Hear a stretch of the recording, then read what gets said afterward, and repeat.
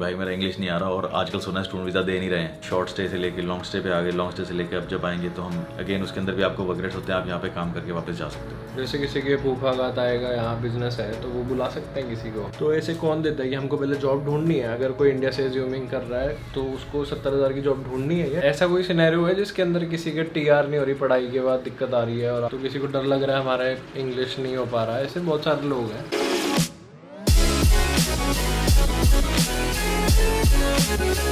So very good morning, Hack and channel. This is Tushar. We have Mr. Gagandeep Singh भाई in the vlog. कैसे हो? बढ़िया जी, आप बताओ कैसा चल रहा है? आप आज अभी इंडिया घूम के आए, बता सकते हैं ना? हाँ बिल्कुल पाजी फुल भाई इंडिया अपना एंजॉय कर आए। कैसी थी भाई आपकी ट्रिप?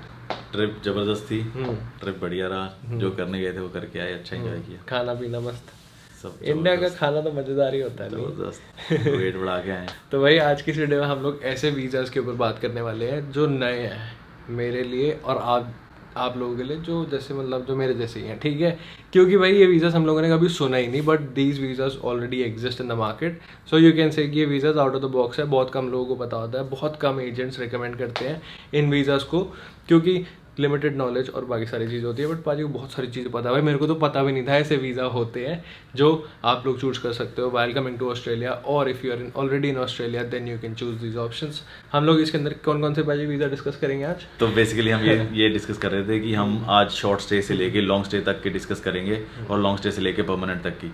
किसी बंदे ने आना जाना करना है, शॉर्ट स्टे मारना है, कोई डील नेगोशिएट करनी है, कोई प्रॉपर्टी खरीदनी है, वापस चले जाना है, मीटिंग करनी है, वापस जाना है, उसमें छोटा मोटा काम करना है, जैसे अपने कंपनी के थ्रू आया और कंपनी के लिए मीटिंग्स करनी है जिसके अंदर तो काम इन्वॉल्व है। जैसे मान लो आपने 4 घंटे अपना बाकी स्टाफ को ट्रेन किया या जो उस तरह से चीज़ें भी करी, तो ऐसे वीज़ा भी जिनके अंदर आप शॉर्ट स्टे विद काम कर सकते हो, और लॉन्ग स्टे जिसमें आप 4 साल तक वीज़ा ले सकते हो, और फिर PR पाथवे जिसमें आप यहाँ पर अगर आए हो या आप वहाँ से स्किल्ड हो तो यहाँ पर डायरेक्ट परमानेंट हो सकते हो। तो काफ़ी सारे ऑप्शंस आएंगे इसके अंदर। गर्मा गर्म रेसिपी तैयार है आप लोगों के लिए। अगर आप लोग चैनल में नए, नीचे लाल कलर सब्सक्राइब बटन है, जाके आप लोग फॉलो कर सकते हो। साइड में होलिस्टिक माइग्रेशन का वो भी है, क्या बोलते हैं, इंस्टाग्राम, और यहाँ पर मेरा भी है, जाके आप लोग फॉलो कर सकते हो। एंड हाँ चलो भाई वीडियो को स्टार्ट करते हैं। सबसे पहला वीज़ा हम किस बारे में बात करेंगे? शॉर्ट टर्म के लिए, किसी को प्रॉपर्टी वगैरह खरीदनी है, ट्रेनिंग के लिए आना है जैसे आपने बताया, तो वो इसके अंदर कवर होएगा या वो हाँ, वो basically short term business migration जिसको बोलते हैं, माइग्रेशन नहीं बोलूँगा, शॉर्ट स्टे बिजनेस विजिट के लिए जो लोग आते हैं उसके अंदर ऑप्शंस होती हैं। जैसे मैंने भी आपको बताया, कोई डील नेगोशिएट करनी है, हमारा कोई क्लाइंट आया था, उसने यहाँ पर प्रॉपर्टी खरीदनी थी, रियल एस्टेट वाले ने उसको इन्वाइट किया था कि मैंने ये प्रॉपर्टी शॉर्टलिस्ट करके रखी हुई है, ये प्रॉपर्टी खरीदने आना चाहते हैं। उन्होंने उनका प्रोफाइल चेक किया कि हाँ बिजनेस पर्सन है, वो प्रॉपर्टी में डील करते हैं, उनके पास फंड्स पड़े हैं अवेलेबल, तो उनका वीज़ा लगा, उन्होंने यहाँ पे आके प्रॉपर्टी डील फाइनल करी। इसी तरह से हमारा एक और क्लाइंट था जिनका कोई स्टाफ चाइना में परमानेंट था, उन्होंने यहाँ पे उनको टीम बिल्डिंग के लिए, ट्रेनिंग के लिए ऑस्ट्रेलिया बुलाना था, तो बिजनेस शॉर्ट स्टे उनका वीज़ा लगा जिसमें मल्टीपल एंट्रीज के 3-3 महीने की स्टे हुई। तो ये तो होता है जिसमें बंदे ने बिल्कुल ही थोड़ी देर के लिए आना है, थोड़ा सा काम भी इन्वॉल्व है और करके वापस चले जाना है। थोड़ी देर के लिए 5-6 घंटे का भी काम हो तब भी वो तो तुम्हारे ऊपर है, आने को तो आ ही सकते हैं। वीज़ा तो रिस्ट्रिक्ट नहीं करता कि आप 5-6 घंटे में वापस नहीं जा सकते। हाँ। पर वैसे जनरली जो एंट्री होती है वो 3 महीने की तो होती है। इसका नाम क्या होता है बिजनेस शॉर्ट वर्ल्ड में? वो टूरिस्ट बिजनेस शॉर्ट से भी होता है, और एक और बिजनेस का 400 सब प्लस होती है, उसके अंदर भी आप बिजनेस ट्रेनिंग प्रोवाइड करने आते हैं। जैसे पूरे 3 महीने की पूरी ट्रेनिंग दी, उसमें पैसे भी पूरे पैसे भी आप चार्ज कर सकते हो ऑस्ट्रेलिया में। मतलब आपको वर्क रेट मिलेंगे वो काम करने के। ये नहीं कहीं पर भी काम करते रहो, जो काम करने आएगा सिर्फ वही करने के लिए होता है। हाँ।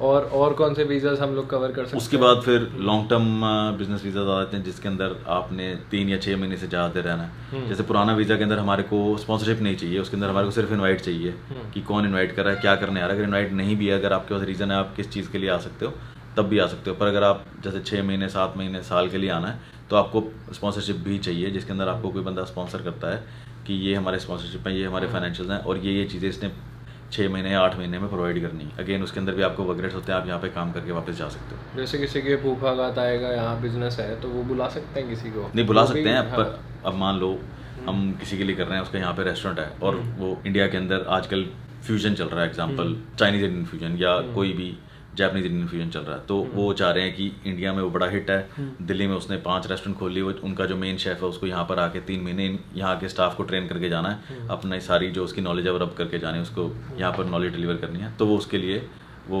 वीज़ा डाल सकते हैं स्पॉन्सर करके, ये इतना टाइम लगेगा हमारे को ट्रेनिंग प्रोवाइड करने में, और इतने टाइम में वो ट्रेनिंग प्रोवाइड करके वापस चला जाएगा। और 482 वगैरह वीज़ा उसके बाद तो टाइम ड्यूरेशन के हिसाब से चलें तो अगर हम शॉर्ट स्टे से लेके लॉन्ग स्टे पे आ गए, लॉन्ग स्टे से लेके अब जब आएंगे तो हम ट्रेनिंग वीज़ा होता है जिसके अंदर बंदा जनरली 1.5 साल के आसपास या 2 साल के आसपास वीज़ा लेते हैं।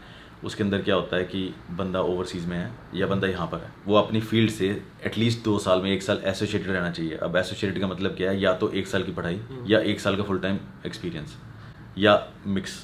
अब जैसे किसी ने इंडिया में बंदा ने 1 साल से शेफ़ का काम किया है, उसके पास कोई पढ़ाई नहीं है, उसके पास कोई स्किल असेसमेंट नहीं है, वो 70,000 की सैलरी नहीं ले सकता वर्क परमिट जितनी, उसकी इंग्लिश भी ज़्यादा नहीं है, 6 ईच 5 ईच नहीं है, तो वो ट्रेनिंग वीज़ा पे आ सकता है, मतलब वो स्किल एनहांस करने आ सकता है। और जो यहाँ पर बंदा बैठा हुआ है सेम, उसने भी अभी सिर्फ पढ़ाई खत्म करी है, उसके पास कोई एक्सपीरियंस नहीं है, कोई इंग्लिश नहीं है, वो भी यहाँ पर 407 पे ट्रेनिंग वीज़ा पे जा सकता है। तो आइदर और आपने पढ़ाई करी है या आपके पास एक्सपीरियंस है। इसका मेन बेनिफिट जो है वो ये है कि आपके पास एक्सपीरियंस नहीं है। दूसरा मेन बेनिफिट ये है कि आपके पास इंग्लिश 5 ईच 6 ईच या 5 ओवरऑल नहीं है, जिसमें जो कि आपको अदर वर्क वीज़ा के लिए, TR के लिए और इन सब के लिए एलिजिबल करती है। तो ये उन बंदों के लिए अच्छी ऑप्शन है जिसमें आप थोड़ा लॉन्ग टर्म जैसे साल 1.5 साल 2 साल तक का वीज़ा ले सकते हो। उसके बीच में आप अपना एक्सपीरियंस एक्यूमुलेट करो, अपना इंग्लिश लो।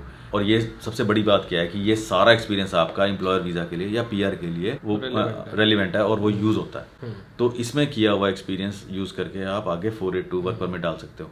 अब वर्क परमिट में जैसे होता है कि आपको 70,000 की सैलरी फेच करनी होती है। फेच का मतलब ये नहीं है कि आपने सैलरी बढ़ा दी क्योंकि वीज़ा डालना है, नहीं। उसका मतलब ये है कि आपके स्किल इस लेवल के होने चाहिए जिसमें ऑस्ट्रेलियन एम्प्लॉयर आपको 70,000 की सैलरी दे। तो उस केस में क्या है कि आपने यहाँ पर जो एक्सपीरियंस, जो एजुकेशन, आइल्स एक्सपीरियंस एक्यूमुलेट कर लिया, उसके बाद आपने सेम एम्प्लॉयर के थ्रू वर्क परमिट डाल दिया। वो आपको अगेन आपकी ऑक्यूपेशन के हिसाब से शॉर्ट टर्म में है तो 2 साल, लॉन्ग टर्म में है तो आपको 4 साल का मिलेगा। और इसके अंदर एक और बात है कि काफ़ी ऑक्यूपेशन में स्किल असेसमेंट रिक्वायर्ड नहीं है। ट्रेड वगैरह में फिर भी असेसमेंट रिक्वायर्ड है, काफ़ी में उसमें भी नहीं है। और जो स्किल्ड ऑक्यूपेशन हैं लेवल 1 और 2 में, उसमें तो काफ़ी ज़्यादा में असेसमेंट रिक्वायर्ड नहीं है। तो अगर आप ओवरसीज़ हो, आपका सिर्फ एक्सपीरियंस है तो आप तब भी आ सकते हो। एक्सपीरियंस प्लस एजुकेशन है तब भी आ सकते हो बिना स्किल असेसमेंट करवाए। कितने सारे उसके अंदर बैंड है, लॉन्ग टर्म में 5 ईच, शॉर्ट टर्म में 5 ओवरऑल, 4.5 ईच हो। उसके बेस पे यहाँ पर आ जाओगे। वर्क परमिट की कोई एज लिमिट नहीं है, ये भी एक बेनिफिट है। अगर आप मान लो 60 साल के भी हो और आपके पास ऐसी कोई एक्सपीरियंस है जो यहाँ पर कोई आपको एम्प्लॉय करता है और 70,000 की सैलरी आपको देता है, तो आप उस पर यहाँ पर आ सकते हो। तो ऐसे कौन देता है कि हमको पहले जॉब ढूंढनी है? अगर कोई इंडिया से एज्यूमिंग कर रहा है तो उसको 70,000 की जॉब ढूंढनी है? देखो ये ना हम दोनों चीज़ें पैरेलल चलती हैं। अगर तो स्किल असेसमेंट वाली ऑक्यूपेशन नहीं है, फिर तो बंदा यहाँ पर है या वहाँ पर है और उसके पास 2 साल का एक्सपीरियंस है वर्क परमिट के लिए, तो वो उसको एम्प्लॉयर चाहिए जो उसको स्पॉन्सर करे। ऑफ कोर्स जॉब ढूंढनी है। अगर बंदा ओवरसीज है तो देखो काफ़ी बारी ना मेरे जो क्लाइंट्स हैं वो कंप्लेन करते हैं कि सीख के अंदर ना आपको वीज़ा मांगते हैं और सीख में हम कई बारी थ्रू नहीं हो पाते, या कई बारी सीख पे एम्प्लॉयर जॉब मिलती नहीं है। तो उसके अंदर क्या होता है, आप ना कंसल्टेंट यूज़ कर सकते हो, रिक्रूटमेंट कंसल्टेंट, जिसको आपका सारा प्रोफाइल पता है और जिसको एम्प्लॉयर का भी पता होता है। तो एम्प्लॉयर से पहले ही जाके वो डिस्कस यही करते हैं कि हमारे पास फलाना क्लाइंट्स हैं जिनके पास इतना एक्सपीरियंस है पर उनको वीज़ा चाहिए होगा, तो वो आपका online interview, video interview arrange करवा देते हैं। तो अगर उसके थ्रू अगर आप एम्प्लॉयर मिल जाता है फिर वो आपको स्पॉन्सर कर देता है। तो वो ऑफशोर वालों क्लाइंट्स के लिए होता है। अगर बंदा यहाँ पर है तो वहाँ पर तो फेस टू फेस जाके एम्प्लॉयर से डिस्कस करके इंटरव्यू देके वो वीज़ा ले सकते। और कौन से नए वीज़ा हैं जो हमको पता नहीं? नई वीज़ा नहीं, उसके बाद तो फिर परमानेंट ही है जिसके अंदर स्किल असेसमेंट 491, 489 वो तो चलो स्किल्ड माइग्रेशन में आ गए थे। मैं तो आज एम्प्लॉयर वीज़ा की बात कर रहा था जिसमें अगर जैसे आपने 3 साल का एक्सपीरियंस एक्यूमुलेट कर लिया है, आपका स्किल असेसमेंट है और 6 ईच है, तो आप 186 डाल सकते हो डायरेक्ट, एज लॉन्ग एज आपकी ऑक्यूपेशन लॉन्ग टर्म लिस्ट। अगर आपकी ऑक्यूपेशन शॉर्ट टर्म लिस्ट में है या आपके पास स्किल असेसमेंट नहीं है या किसी और रीजन से आप ट्रांजिशन स्ट्रीम पे जाना चाहते हो क्योंकि आपने ऑलरेडी वर्क परमिट 2 साल लगा लिया, तो अगर आप ट्रांजिशन स्ट्रीम पे जाते हो तो आप लॉन्ग टर्म शॉर्ट टर्म दोनों ऑक्यूपेशन में जा सकते हो। आपको स्किल असेसमेंट की रिक्वायरमेंट नहीं है और 2 साल आप वर्क परमिट पे 482 पे काम करके 186 डाल सकते हो। तो इजी हो जाएगा। ये एक और ये सस्ता होता है वीज़ा? नहीं सस्ता तो नहीं होता, पर ऐसा भी नहीं है कि बड़ा एक्सपेंसिव है, क्योंकि इसके अंदर आधा पार्ट तो वैसे ही एम्प्लॉयर को देना होता है। तो अगर आधा पार्ट एम्प्लॉयर अपना दे देता है तो आपको नॉर्मल PR से सस्ता प्रोसेस ही पड़ता है। और जल्दी से एम्प्लॉयर कर देते हैं ऐसे, स्पॉन्सर करते हैं यहाँ पे होते हैं? देखो हमारा तो काम यही है, हमारे पास तो डे इन डे आउट इसी तरह के एम्प्लॉयर्स भी और एम्प्लॉयज़ भी आते हैं जिनके पास एम्प्लॉयर होते हैं जो उनको स्पॉन्सर करते हैं। ऐसा नहीं है कि नहीं होता है, पर वही है कि जो बंदा अपने काम में पैशनेट है, जिसको आपके काम के बारे में पता है और वो उसी का फील्ड में रहना चाहता है, तो एम्प्लॉयर कर देते हैं। तो ऑनशोर में तो वैसे ही बड़ा ईजी है। अगर आप यहाँ पर पढ़ाई कर रहे थे और पढ़ाई करते करते अपनी फील्ड में काम किया है तो एम्प्लॉयर को आपका पता है तो एम्प्लॉयर कर ही देगा। अगर आप ऑफशोर में हो तो आपका डायरेक्ट, जैसे मान लो कई बार तो किसी का भाई होता है, जिसको भाई बहन यहाँ पर है, जिसको पता है कि ये एम्प्लॉयर है, तो उसे इंटरव्यू अरेंज करवा देते हैं, तो इंटरव्यू अरेंज कराने में हेल्प हो जाती है।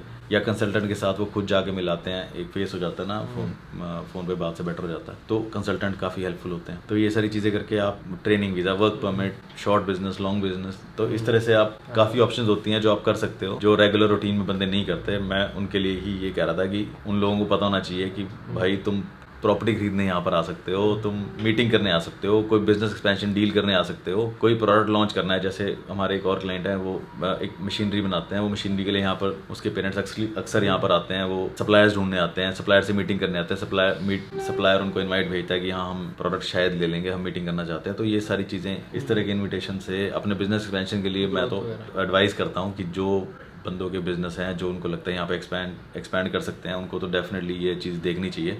और कल को इन सब के थ्रू बिजनेस पाथवे में अगर वो ऑलरेडी इन आउट कर रहे हैं, ऑस्ट्रेलिया में अगर काम कर रहे हैं, तो उनकी टर्नओवर की इशू वैसे ही नहीं आएगा, क्योंकि सारा कुछ वाइट में होगा और टर्नओवर बुक्स पे दिखा रहे होंगे, तो उससे आगे बिजनेस वीज़ा की ऑप्शन भी बढ़ जाती है। ऐसा कोई सिनेरियो है जिसके अंदर किसी के TR नहीं हो रही, पढ़ाई के बाद दिक्कत आ रही है, और आपने ऐसे कोई बढ़िया सा कोई इंसिडेंट हुआ हो?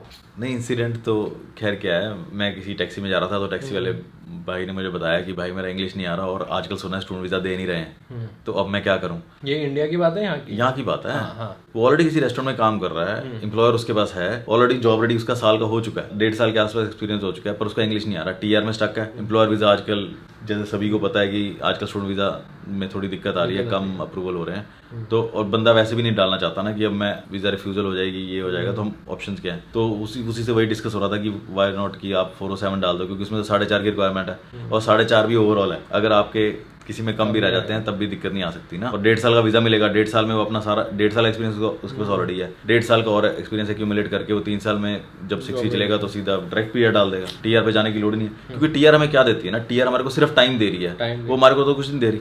तो टाइम हम चाहे TR से लें, चाहे कोई भी किसी और वीज़ा से लें, हमारा तो पर्पस सॉल्व हो रहा है कि हमारा एक्सपीरियंस पूरा हो रहा है, हम वो एक्सपीरियंस यूज़ करके हम PR डाल रहे हैं। तो किसी को डर लग रहा है हमारा इंग्लिश नहीं हो पा रहा है, ऐसे बहुत सारे लोग हैं। 407 का मेन जो रीज़न है ना, जो 407 पे लोग जाते हैं, एक्सपीरियंस, इंग्लिश और सैलरी, क्योंकि वर्क फॉर परमिट सत्ता चाहिए था ना, इंग्लिश, सैलरी या एक्सपीरियंस जिनके पास कम होता है वो 407 के थ्रू जाते हैं, और ये बड़ा अच्छा पाथवे है जो कम लोगों को पता है या कम लोग यूज़ करते हैं। तो अगर आप लोगों को इस पाथवे के थ्रू जाना है या इसके रिलेटेड आप लोगों को या किसी भी चीज़ के रिलेटेड माइग्रेशन आप लोगों को क्वेरी है, we have an option for you which is holistic migration solutions, हम लोग यहीं पर है। तो आप लोग नीचे डिस्क्रिप्शन में जाके फॉर्म फिल आउट कर सकते हो, एंड आप लोगों को टीम रीच आउट करेगी, या फिर आप खुद मेल करके खुद भी आप लोग बात कर सकते हो। अगर बहुत ज़्यादा हम यहाँ पर एप्लीकेशन आ जाती हैं तो थोड़ी सी प्रॉब्लम हो जाती है हैंडल में, फिर लोग परेशान होते हैं कमेंट सेक्शन में कि भाई हमको तो रिप्लाई नहीं कर रहे होलिस्टिक वाले, ये तो मैसेज ही नहीं कर रहे, है ना, हमको कोई रिवर्ट नहीं आ रहा। तो इसके क्या रीजंस हो सकते हैं, एक बार भाई मैं बार ना यही बोलता हूँ, वैसे तो मेरी टीम लगी हुई है, ऑलमोस्ट सबको कॉन्टैक्ट करते हैं, उनसे रिज्यूम रिक्वेस्ट करते हैं, जो भी चलता है। पर अगर किसी को नहीं हो रहा तो मेरी पर्सनल एडवाइस है, या तो आप कॉल कर सकते हैं, कॉल करके अपॉइंटमेंट बुक करा लो। तो अदरवाइज़ अगर आप कॉल अपॉइंटमेंट बुक नहीं कराना तो आप ईमेल ड्रॉप कर दो कि ये आपका सिनेरियो था, ये। और दूसरा क्या है, अगर आपने अपने बारे में ज़्यादा लिखा होगा ना, तो हमारे को पढ़ के ही एटलीस्ट पता लग जाएगा कि हम किस डायरेक्शन में जा रहे हैं। तो अगर बाई चांस मैं खुद नहीं कॉल कर पा रहा हूँ तो, या मेरे से बात नहीं हो पा रही है, तो कोई मेरे ऑफिस में कोई ऐसा बंदा होगा जिसको उस चीज़ के बारे में नॉलेज होगी, वो आपसे डिस्कस कर सकेगा। तो इसलिए अगर आप अपने जितना ज़्यादा लिखोगे, एटलीस्ट हमारे को बाइफरकेट करने में आसानी हो जाएगी और हम आपको कॉन्टैक्ट कर लेंगे। फिर भी अगर आपको नहीं हो पा रहा, आप ईमेल करो, कॉल करो, तो एटलीस्ट हम उस ऑन ट्रैक रहेंगे। तो ऐसा नहीं है कि हम किसी को कॉन्टैक्ट करना नहीं चाहते, नहीं करेंगे, हमारे लिए सब बराबर हैं, हम सबको कॉन्टैक्ट करेंगे। हम मेरी पूरी टीम। और भाई जो सीरियस है वही लोग करना है, सिर्फ फालतू टाइम पास के लिए नहीं कि भाई मैं अभी 6th क्लास में हूँ, मेरे को 7th में, भाई मेरे पास कमेंट आते हैं भाई मैं अभी 11वीं में हूँ, मेरे को ऑस्ट्रेलिया आना है, लोग कह रहे भाई पहले 12वीं तो कर ले। और उससे पहले भी भाई छोटे छोटे बच्चे 5th 6th क्लास के भी, तो भाई आप कुछ सीरियस हो तभी आप लोग फॉर्म फिल आउट करना, ठीक है, तभी, क्योंकि फिर वैसे वो भीड़ में जो अच्छे वाले हो फिर वो मिस आउट हो जाते हैं ना लोग, फिर वो अच्छा नहीं लगता। तो हाँ, वीडियो को यहीं तक रखते हैं। तो अगर आप लोग वीडियो इतनी अच्छी लगी तो लाइक कर देना, गुजारिश बहुत अच्छी लगी सब्सक्राइब कर देना। हाल आपको मिलेंगे नेक्स्ट वीडियो में, तब तक love from Melbourne boys from India, piece.